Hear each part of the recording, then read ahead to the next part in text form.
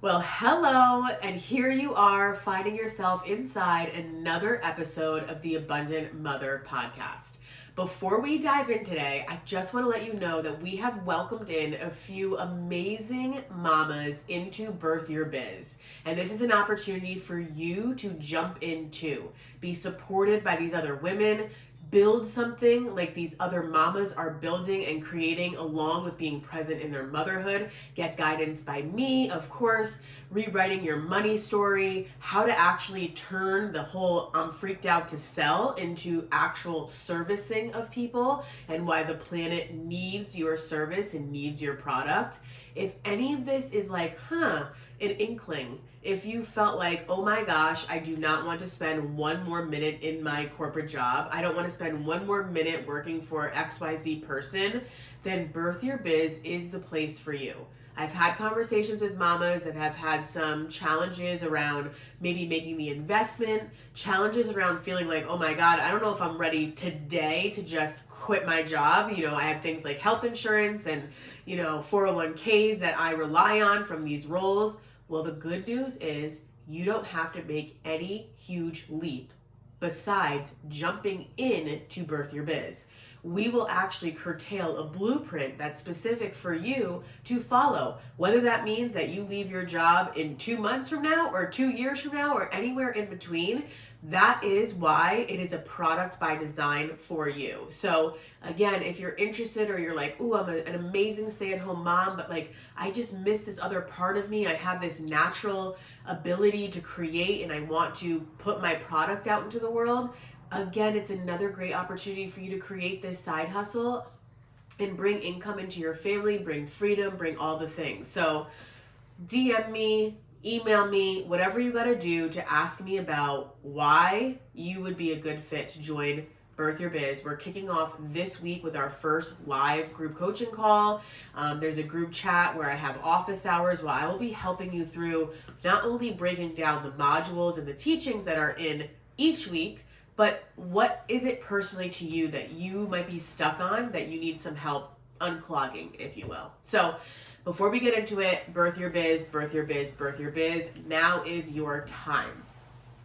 So you may or may not have noticed that as we're talking about declogging and unsticking and all this great stuff, my voice sounds a little bit different today. And that is because I have lovely children, like I know that you do.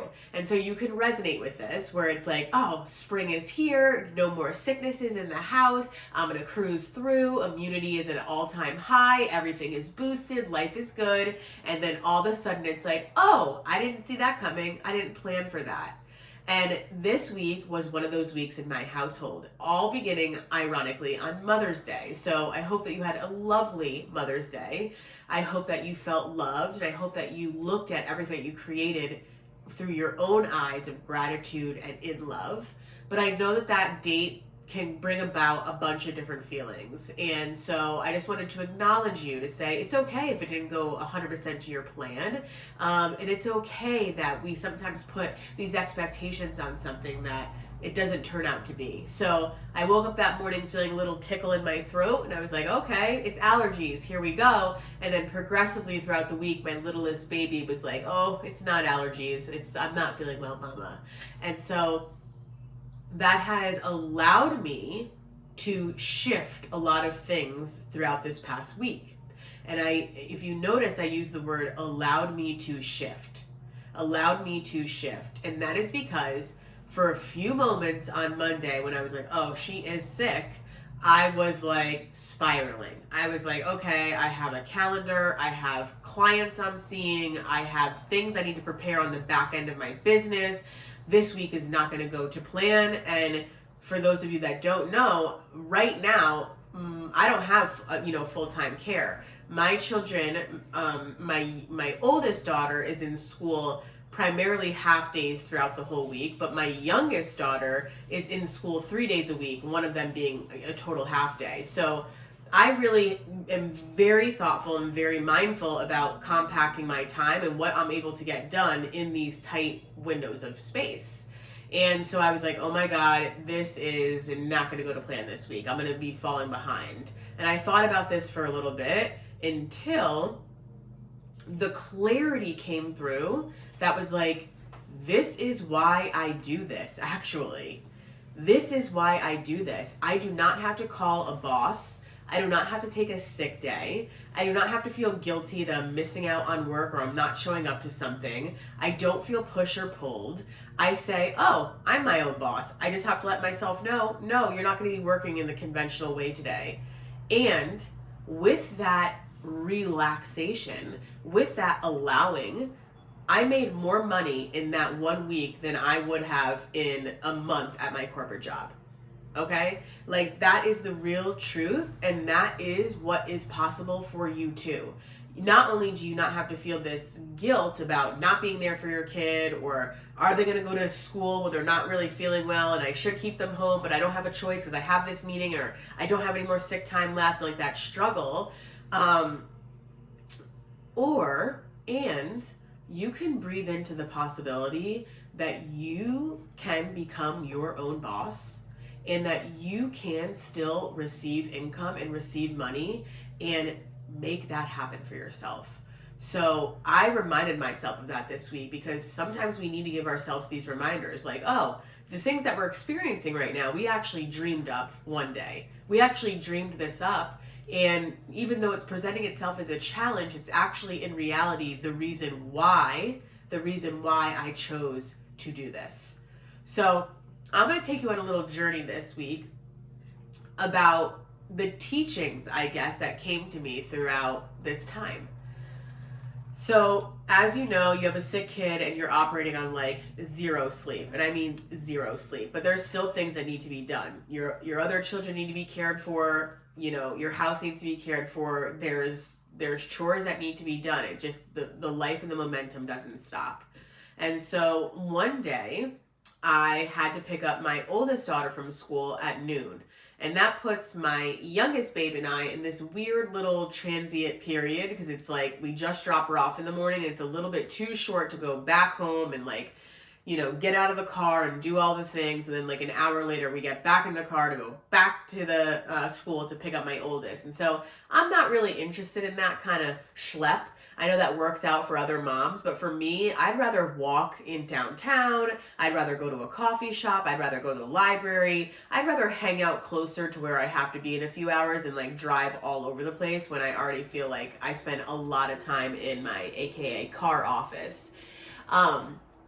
So this one particular day, I went to the car wash because it is very important to go to the car wash, even though I don't do it nearly as much as I would like to. I have a monthly membership and don't tap on that as often as one could. And so basically I was like, let me go do this before I go pick up Sage. And I had Summer, my youngest baby, with me. And she had a full-blown meltdown in the middle of the car wash. And we had just been told that the car was ready to, you know, jump into, and they want you to pick up your car and leave because there's other cars, you know, behind them that, you know, it's indication if I don't move, nobody else moves behind them. So it's like, all right, jump in, let's get moving. The tricky thing was that I just got a drink and I opened up my vitamin water and I had one sip and Summer hit the floor and was freaking out. And then there started to become a line to form to actually pay at the cash register.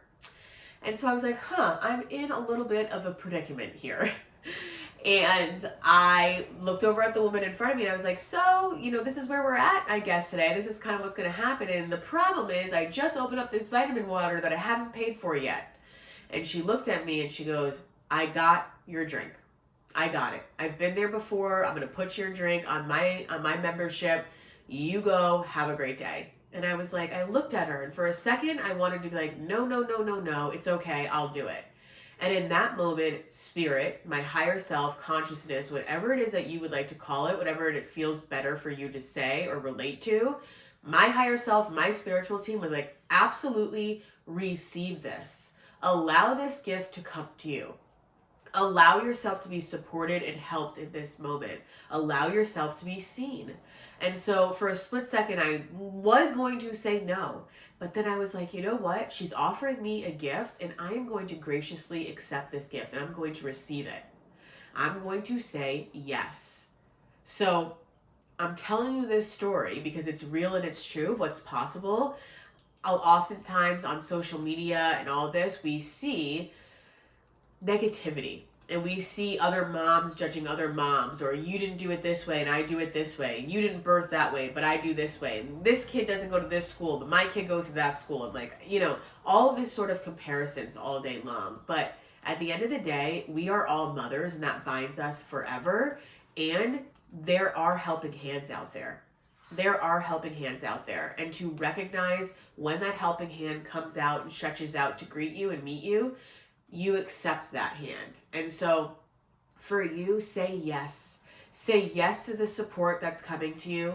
Say yes to the new way of doing something. Say yes to the new opportunity. Say yes to something that you feel called to saying yes to, even if your brain tricks you for a moment to wanting to say no. Even if your gut reaction is like, oh, I can't accept that. No. Well, why? Why? I didn't ask her to pay for anything for me. This was something that came out of her and was said to me. So once something like that shows up in your life, you say, this is an opportunity, and it's an opportunity for me to receive. And the other teaching that this brought me was not only that there are other mothers in the world, that we see each other, we support each other, we can do what we can to help one another, but also the appearance and the show of abundance and of money. Okay? So a lot of the things that we go over in Birth Your Biz is rewriting your money story. And no matter what tax bracket you're in, you have a money story. Make no mistake. I always say, and I've said this in a session that we did last week, $1,000 to $100,000 to one person is going to mean the world. They are going to drop down on their knees and thank God, thank Jesus, thank love, thank whoever is their higher power for this gift. They are going to be overcome with joy, relief, relaxation. They're going to be feeling into the flow of abundance. And on the same side, you can have the exact same money, $100,000, and somebody is going to feel like they are near bankruptcy if they only have $100,000 left in their account. They're going to feel that they are going to lose it all. They are going to feel strain and stress and scarcity from the exact same amount of money. Now, why is that? It is all related back to your money story. It's all related back to this relative game of money, this video game of money, and how you're relating to these numbers, but mostly how you're relating to the energy of money. So when I'm talking about abundance right now, I'm talking about money. And I have been very mindful over years. I mean, I think it was like 10 years ago where I first saw a money coach and was like rewriting my money story and bringing awareness to it. So this has been integrated in my life for many, many, many years, which is why it's a part of my teachings, because I have to actually live through something, do something in order to be able to teach it. But more specifically, in the last few weeks, I've been listening to a very specific channeled meditation about abundance and money and overflow. And every single day, sometimes multiple times a day, I just kind of tune into it and hear and receive and embody the words that are being said. And the sentiment of all of this is, if you're walking by and you see a penny on the floor, that is abundance. That is money coming to you from the universe. That is a gift. Not even to walk by a penny in a disregard, to walk by a penny and cherish it and see it for what it is as far as the gift that it is. And so, at this car wash on this specific day, when this amazing woman, who I don't know what her name is, never met her before in my life, may never see her again in my life, gifted me this drink, I accepted this as if it was $100,000 cash gift. I was like in awe and so appreciative that she, the universe, goddess, mother, delivered this gift to me. And so I ask for you to play with this. And because this story is being said to you, play with it in your own life. I wonder where I can manifest $10 today. I wonder where I will see a penny today. I wonder where I'll see a quarter today. You do with what you feel feels good. Start with an amount that feels good, that feels believable to you, because that's what matters. It's all about your belief. And then start to play with it. See where it appears. See how it shows up with ease. Not like gripping onto this, like I must find this today. It's like, I wonder, wouldn't it be so cool if I saw this? Wouldn't it be so cool if I received this? Wouldn't it be so cool if I recognized this? That is literally the whole dance of life, is to be able to see something in your mind's eye and say, wow, I would really want to have this be a part of reality. So you're taking this in your imagination, you're taking this into your dream, you're taking this into your mind's eye, and then you're bringing it to life by actually being able to touch something or see something that's tangible in our real world. And that is the beauty of playing with the energetics field and bringing it into this earthly realm that we're in. And that is the whole point of this existence, is to be able to have a belief in something that you are not able to see, hear, touch, taste, or smell yet. Have a belief in something that you are not able to hear, see, touch, taste, or smell yet. And once you are able to do that, once you are able to have a belief in this, that is when it will become tangible, able to see, touch, hear, smell in this, what quote unquote, real world. And I knew how profound of a moment that was for myself. I knew how profound of a moment that was for the woman, because we're mirrors of each other, that gifted that to me, because she saw her younger self in me. You know, she was expressing that her kids are no longer in that phase, but she's been there, she gets it, she knows. And so it's just another like, a great moment of society, a great moment of humanity, a place where love is present. And so I cannot extend so much gratitude to that teaching, to that moment, to that act as I do. And it's going to live in my head and my heart for a long, long time. The other teaching that's coming through about this scenario is this. Sometimes our kids have tantrums. Sometimes our kids are going to yell and climb up a fence that is supposed to be a fence that's blocking, protecting something, but our kids are going to want to climb over it and move through it and do things that society say, stay in this line, this fence is meant to keep you out of here, you're not supposed to be screaming and having a tantrum in the middle of the car wash, that's unacceptable, that's not appropriate. And we're just like, nope, don't feel these feelings. Nope. No, nobody else in this car wash knew that my daughter slept probably 2 hours the night before. Nobody else in that car wash knew that the whole week she has not been in her regular rhythm. She's been off of her sleep rhythm. And that has a profound effect in taking out the equilibrium of her and of me and the delicate rhythm of her life. And so, yeah, she's going to freak out. She's absolutely going to freak out because she's exhausted, she's tapped out, she's not been in her familiar places, faces, all these things.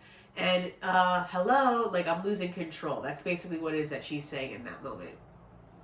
And I knew all of this, even though I am a human being, I am a mother, and sometimes I absolutely do lose my shit. I will tell you point blank and period, sometimes I absolutely lose my shit.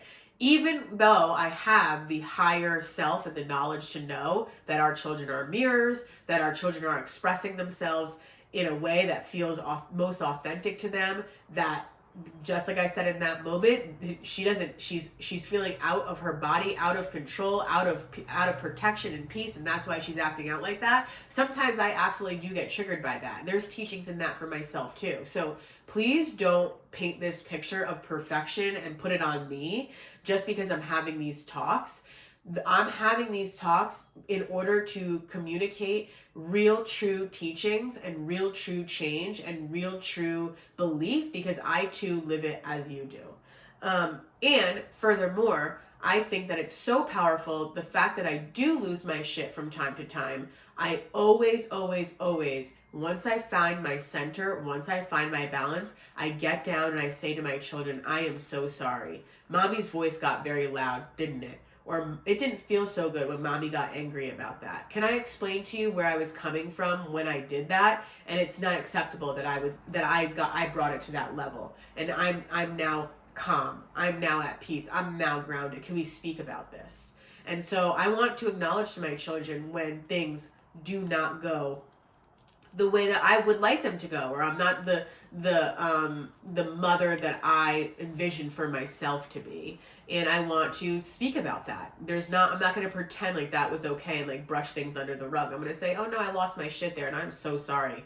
I'm exhausted. I haven't slept for 4 days and I need to sleep in order to be a good mama. But that doesn't excuse the fact that, mama's voice got a little bit too loud there. So, that's a side tangent to let you know that I am not perfect, and I literally overcome perfectionism in my life probably every day because I have a Virgo sun, and Virgo sun is all about perfection. And I've talked about this very openly, that like this whole ideal of perfection is that it doesn't exist, and that perfection keeps you stuck in this place. Actually, it doesn't allow you to grow because you're stunted by this analysis and over analysis and, oh my God, I have to be perfect. So that's a whole other separate tangent to let you know that your imperfections are beautiful, and your children receive more power when you actually apologize for your behavior that wasn't quote unquote perfect, wasn't quote unquote motherly. And that is what true power is. And that's what true healing comes from, when you can acknowledge your wrongs and your wrongdoings.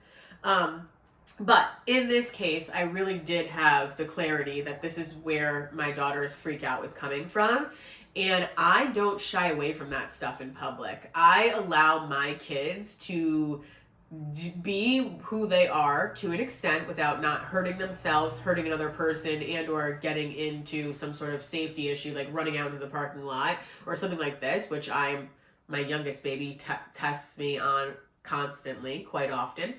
But there are certain rules that I do have that we must follow. That's a structure, that's a boundary that's very important to me. But overall, I am not going to shy away from like, oh, well, she's freaking out in the car wash. Like, get overly, uncomfortable about it. And so I just walk when I actually smile. And there's a lot of people that were looking at us because it got certainly quite loud. And I noticed that this gentleman was staring at us from like kind of further down the hallway. And as I walked by, I smiled and I go, sometimes it just goes like this. Sometimes it just goes like this. And I smiled.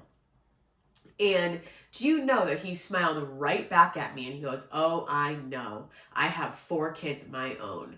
And so that was moments after I received this gift from the universe, the mother, from Goddess, about this drink, about this freedom to go and not have to wait in line, about this gift of, community, because that is what community looks like in this day and age.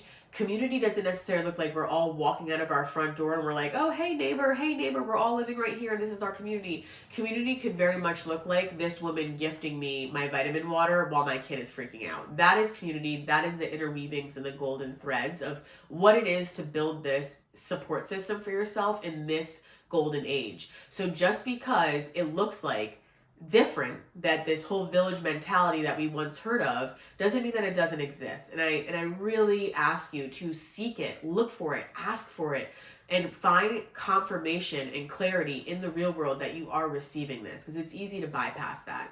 So moments after this happens, this guy looks at me and his eyes start to twinkle, and you could tell again that like he's looking at his own children at this age.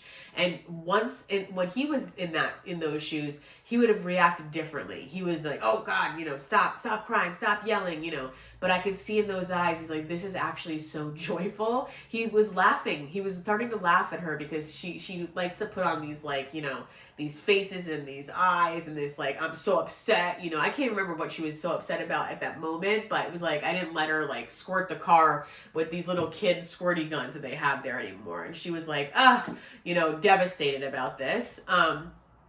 And so it was like this beautiful exchange that he and I had, and that, he saw through her. So let's be a little bit less apologetic in public. And I'm getting another flashback to a few weeks ago. I went on a date night with my husband, and we were sitting outside, and in the corner, there was a lovely couple with 2 young children, around the same age as our kids. But we didn't have our kids that night. We were on a date night. And these kids were being kids. They were laughing, they were yelling, they were talking louder than, normal, let's say. There's no such thing as normal, but they were talking louder and just being children. And the mother and father were so apologetic of their kids. And I just said, you do not need to apologize. Stop saying sorry.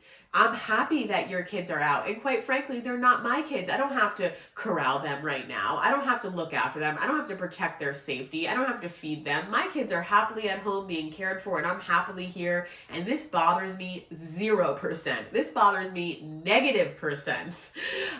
Other people maybe were rubbed the wrong way in the restaurant, and that's okay too, because those people need to feel uncomfortable sometimes. Maybe they don't have kids. Maybe they never had kids. Maybe they don't know what it's like. But if you have kids, you know what it's like, and you extend this grace, you extend this ease. And also, we did not have children just to never leave our houses. Please, I'm the opposite type of mother. I am out of my house as much as I possibly can with my kids. I want myself to experience the world. I need to talk to other human beings that are adults. I need my kids to see my conversations with other human beings that are adults. I need my kids to experience what it's like to wait in line, order at the coffee shop.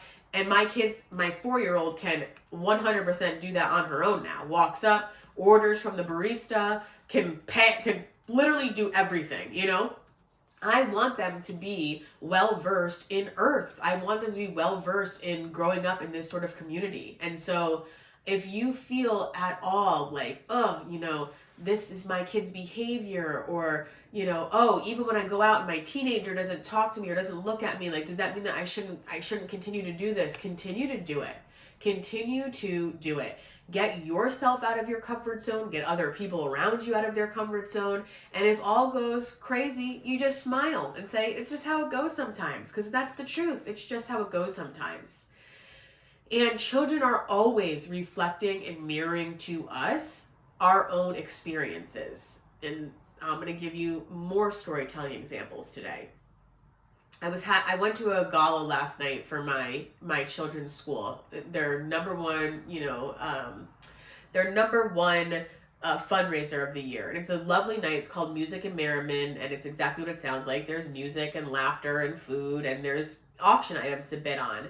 And I was having conversations with one of my daughter's teachers, and she was saying that, talking about some of the quarrels that happen between the children and how they get so passionate and so into something that's so far in the future. And like, one of the examples that we were talking about was a child who came up to her crying, and she was like, you know, but if I have these babies and I'm a mommy, then I want my own babies, and she wants her babies, but I want my own babies, you know, and she was crying, and the teacher just receives her with such gentleness and love, and to herself, she just has this big internal smile, because she's like, whoa, we're getting so far ahead of ourselves, and so worked up and so passionate about something that's like, you know, it's comical. It really is comical in a sense.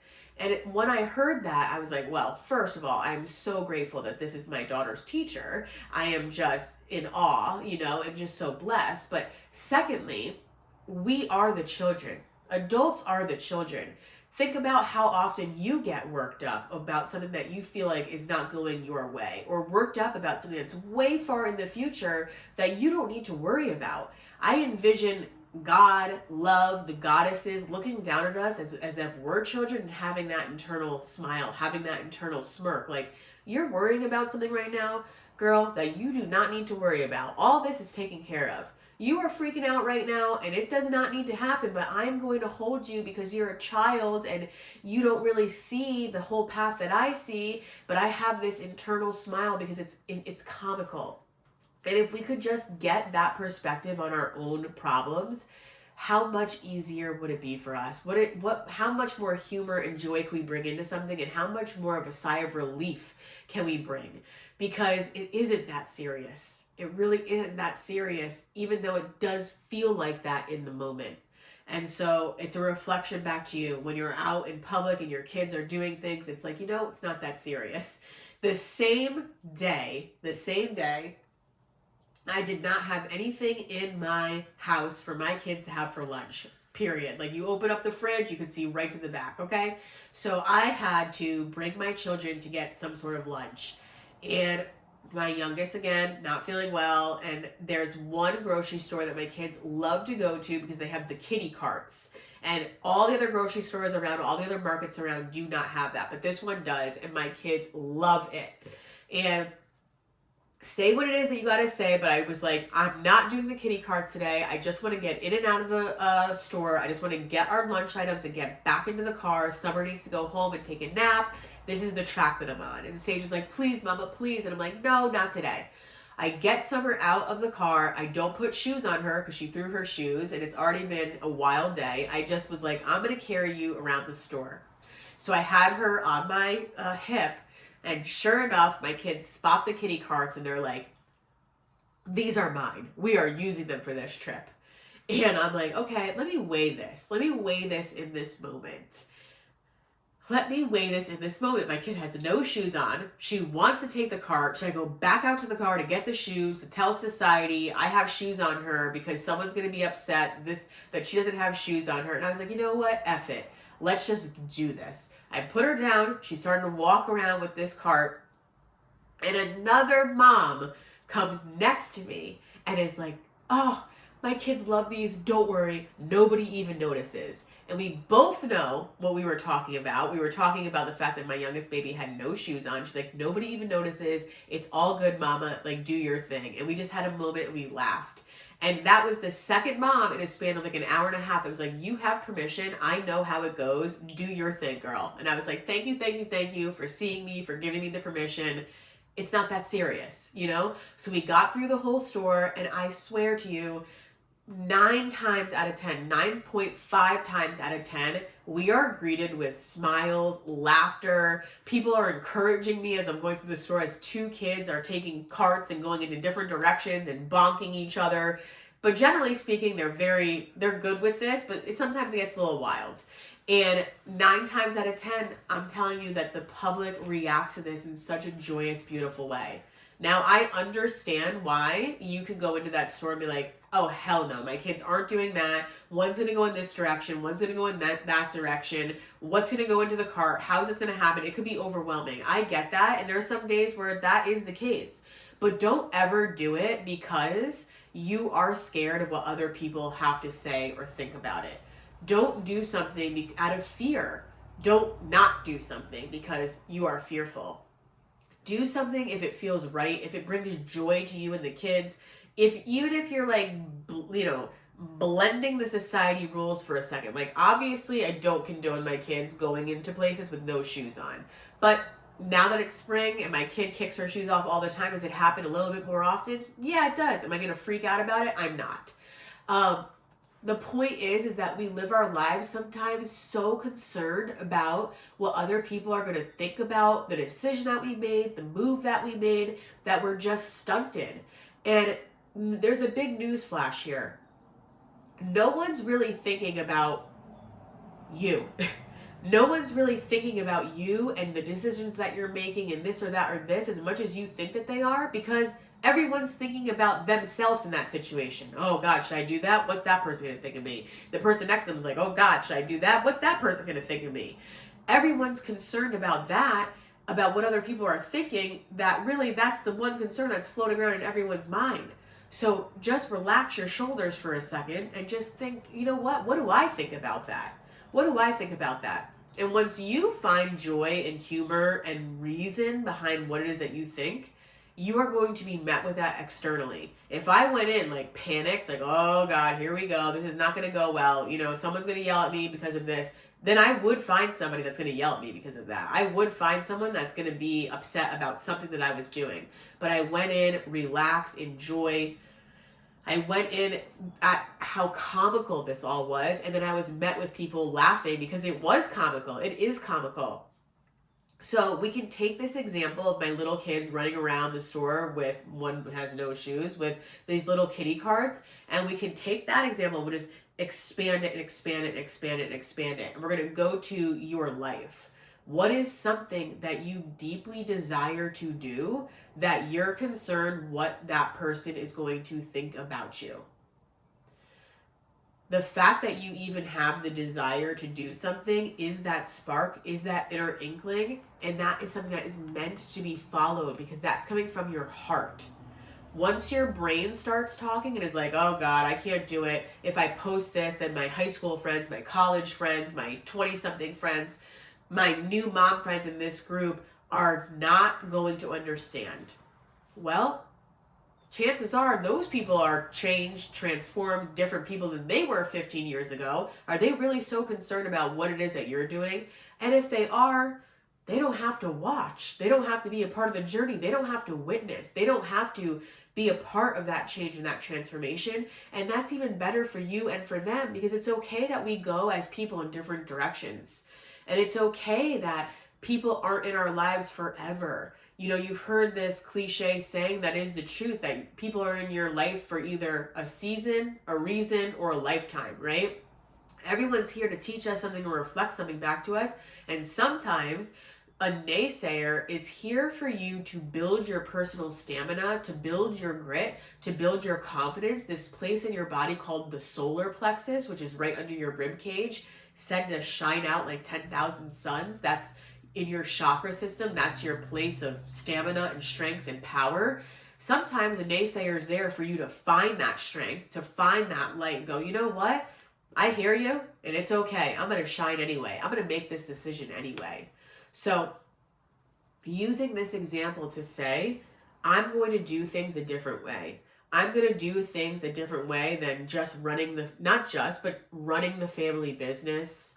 I'm going to do something in a different way than working this corporate job that I've been in for however many years, and it comes like second nature to me. And I know every year I'll get, 5% raise and a bonus, and that's, and I like that. It's safe and it's this, but really my passion would be to do people's hair. Really, my passion would be to sell, wool blends of knitting blankets and, attire. I don't know. Whatever it is that is your passion, if you're hearing that, if you felt that inkling, that's what it is. It's just your brain that's keeping you stuck in place. It's just your brain that's thinking that this is the safe space, but in reality, is it? I would argue that it's not. I would argue that it's not. I would argue that you absolutely have to take a risk in life. You absolutely have to jump off the diving board in order to experience and swim. But how else are you ever going to learn how to swim if you don't jump off the diving board? You have to. That is where the risk becomes reward. And I'm not saying dive off of a huge cliff, into a big ocean of water that you're not familiar with and you've never done before. No, I am saying though, start off at the diving board. And then once you do that, then work on the high dive. And then once you do that, then, work on jumping off of a small cliff. And then once you do that, you gradually get yourself higher and higher into a different perspective in a different place. And there's always going to be that leap. No matter where you are in life, you're always going to have to feel that leap before you hit the water. You go, oh, that's right, I know how to swim. So if you're feeling the inkling of doing something different, remember that there are always things in my world to help support you. To be maybe not holding your hand as you're jumping, but once you make that leap, you're diving into these turquoise waters of healing, and I'm swimming along there with you. And there's other women that handed me the drink and said, go for it, mama. Or told me, you go do your thing with my barefooted kid. Or the mom that's building their business, that just jumped into Birth Your Biz and sent me a message that said, you know what it is? It's my time. I feel this inner roar right now for me. I've spent years birthing kids, nursing kids. I've spent years and time on my body doing this, and it's my time now to give back to myself, and this is the way that I want to do it. This is my time. I feel the inner roar, and I'm following it. You are going to be surrounded by women in these turquoise waters that are doing it along with you, that are swimming along with you. And then, by the way, bringing joy into it, bringing fun into it, bringing exercise into it, bringing a different way to stretch and expand. And that is what this life is all about. That is what this life is all about. Is the only constant in life is change, and to embrace the change, to embrace the cocooning process of going back into that darkness and say, I don't really know what's on the other side, but I know that there is something. I'm not really quite sure what it is. I'm in darkness now, but I know I'm feeling this inner nudge. And then all of a sudden, that's when you break out and you become a butterfly. That is when you become a butterfly, and you're free. And you're free. And you're dancing along with the flowers. And you're in people's spiritual signs. And you're living this life of full-on transformation. But never forget that that comes from the cocoon. That comes from the feeling of, ooh, I don't want to jump and I don't want to take this risk. So If you get anything from this episode today, it is to take the risk, to make the leap. Whether it be accepting something, accepting help and support from someone, whether it be accepting and seeing money coming to you in different ways that you may not have thought, whether it be accepting the fact that not everybody is going to understand you and that's okay, whether it be accepting the fact that you are going to take a step to change and make a new pattern, a new rhythm, a new way of living for your life. Whatever it is, it's the time for you to accept that into yourself now and know that there's a support system here in these turquoise waters to catch you and to hold you when you make that leap. I love you. I love you. I love you. Thank you. Thank you. Thank you for being a part of this community. Thank you for being a mother and a creator and a weaver and a doer and all the things that you do. You are seen and you are welcome here. Have a very, very beautiful week.